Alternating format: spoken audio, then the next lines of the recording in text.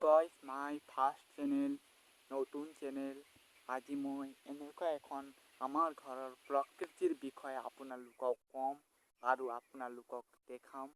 আৰু মোৰ চেনেল সৰু হয়, সেইকাৰণে আপোনালোকে ছাপোৰ্ট কৰিব বুলি মই আশা ৰাখিছোঁ আৰু সেইটো চেনেলত মই আহিছোঁ।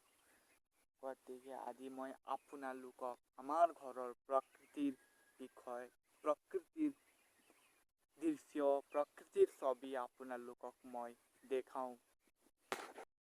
আমাৰ ঘৰৰ ওচৰত বিভিন্ন গছ-গছনি কিবা কিবি আছে। গছ-গছনি, নদ-নদী আপোনালোকক মই এইটো ভিডিঅ'ত আপোনালোকক মই দেখাম। চাওক আমাৰ ফালৰ কেনেকুৱা নদীৰ প্ৰকৃতিৰ গছ-গছনি বিভিন্ন ধৰণৰ আছে। তো এবাৰ চাওক নদ-নদী, পাহাৰ পৰ্বত কিবা মানুহে কিবা গছ-গছনি এনেই কাটি পৰা পেলাই। তো চাওক, গছ থাকিলেও আমি জীয়াই থাকিব পাৰোঁ, সেইটো মানুহে বুজিব লাগিব। সেইকাৰণে মই কৈছোঁ যে এটা গছ কাটিলে 100টা গছ ৰুব লাগে, কিন্তু গছ পৰাই আমি অক্সিজেন পাওঁ। সেইকাৰণে মানুহে বুজিব লাগে যে গছ কাটিব নালাগে। তো চাওক পৰিৱেশ